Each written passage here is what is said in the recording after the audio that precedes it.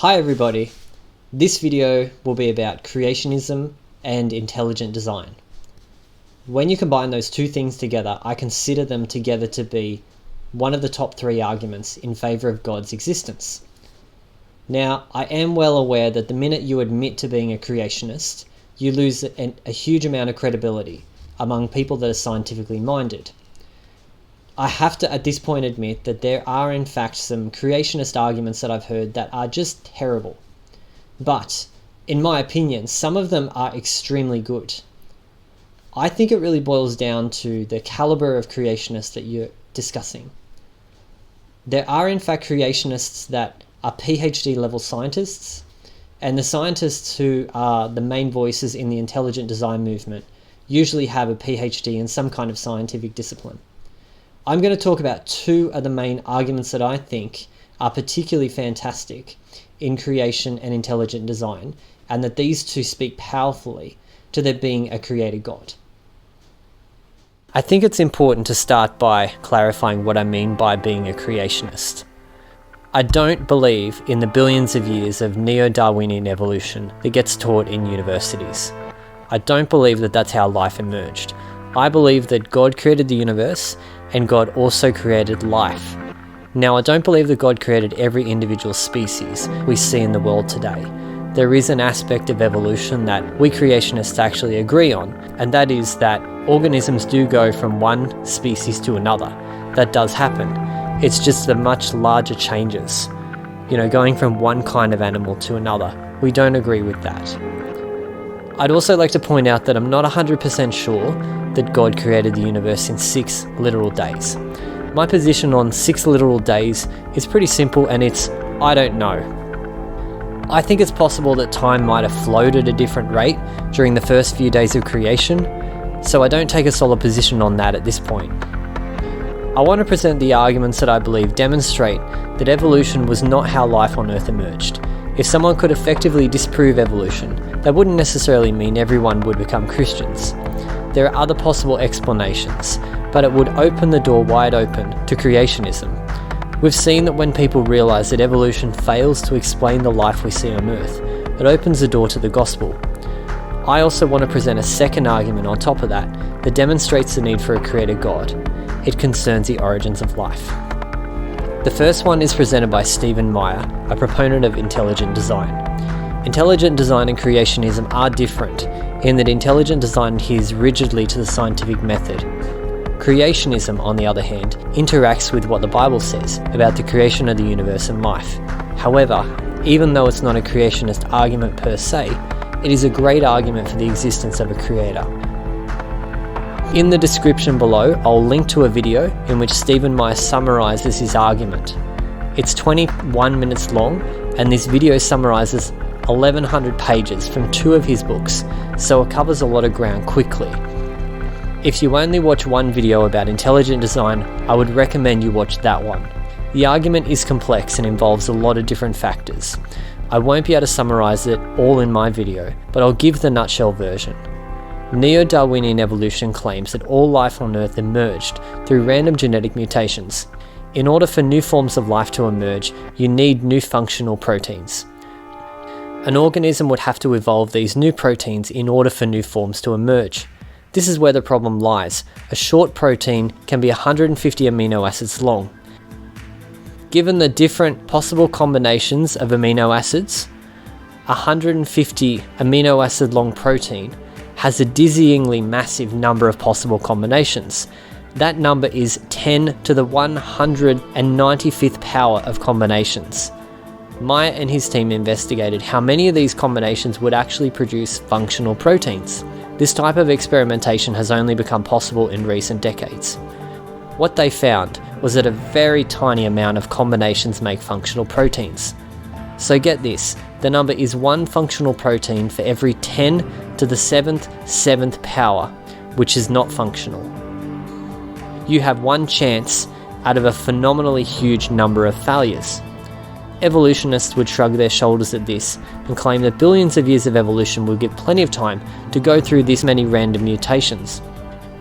Unfortunately, the maths on this doesn't work, scientists estimate that 10 to the 40th power of living organisms have existed on Earth since the beginning of life. So there would not have been anywhere near close to the number of opportunities needed for even a single functional protein to have evolved. You see, we need many functional proteins to produce new life forms. So the claim that new proteins could have evolved through random mutations is just false. The maths doesn't work. This means that life on Earth could not have emerged through billions of years of evolution. It's not possible without new functional proteins. This is a major roadblock for evolution. The whole process doesn't work if you can't get new functional proteins. The second argument is about the emergence of life. At this point, I'd like to suggest anyone who is interested in this topic should watch a documentary done by Creation Ministries International, and it's called Evolution's Achilles Heels. It features 15 PhD level scientists presenting some of the best arguments for creation. They give some fantastic reasons why life could not have emerged without a creator. In this doco, they talk about how the genetic code is meaningful information. Your genetic code tells your body how to make an enormously complex range of things. In the last few decades, scientists have realized that even individual cells in the body have an incredible amount of complexity within them, and your genetic code contains all the information needed to create this complexity.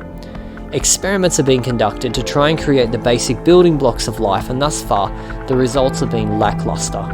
Consider this. With all our modern technology and vast computing power, we still can't produce a single functional cell in a lab. So the question remains, how did life emerge? If evolution produced all the life we see on Earth, organisms went from a lower level of complexity to a higher one. If we look to the most basic life form on Earth, mycoplasma, it has a high level of complexity.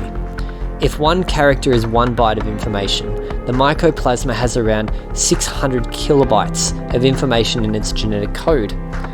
Back in 2012, a team of bioengineers modelled the mycoplasma genome, and it took 128 computers running for almost half a day to do only a part of the code. That's the most simple life form on Earth. The question is then, how did things go from being inorganic chemicals to becoming organic life? There's a big mystery there. As I said, we can't yet produce even one functional cell with all our technology and intelligence. If we're expecting a blind, random process to create life, I don't see how that can happen. To my mind, this points to a creator god, to someone who engineered this world. At this point, I'm expecting evolutionists to roll their eyes, throw their hands up in frustration and say, "You're talking about abiogenesis, that's separate to evolution." Well, here's why it's highly relevant. If you want me to believe that a blind, random process like neo-Darwinian evolution brought forth all the life we see on Earth, you've got to give me some plausible explanation for how the process actually started. If I can put it like this, it's as if evolutionists think that they have this body of knowledge and understanding that's a meter wide. That represents their explanation of how evolution works as a process to bring forth all the life we see. The issue of the origin of life is, in my opinion, like a void, a nothingness that is 3 meters wide. You want me to accept this 1 meter of knowledge, but you got no plausible explanation yet for the 3 meters of nothingness. As far as I'm concerned, the mystery of the origins of life is an enormous gap in the knowledge of evolutionists. It seems to me that the jump from non-living matter to organic life is a huge leap. I think that evolutionists try to trivialize this leap. If you want me to believe that neo-Darwinian evolution brought creatures from a lower level of complexity to a higher one, you have to have some plausible explanation for how the very beginnings of the process happened. It's absurd to claim that evolution is only relevant once life has already emerged. The lack of explanation for the origins of life is like the proverbial elephant in the room that everyone ignores. How can you not be disturbed by the fact you can't explain the origins of life? For a bunch of people who have a deep intellectual curiosity in other areas, there's a profound lack of curiosity here. Besides all that, failing a decent explanation for the origins of life, the best explanation we have is that some intelligent agent set life in motion, especially when you consider how complex life is. I think the best explanation for the origins of life is easily that a higher power and intelligence engineered it. I'm expecting that this will be the most controversial video in this whole series. I'm going to see what happens though. Thank you everybody for watching. Please join me for the next video.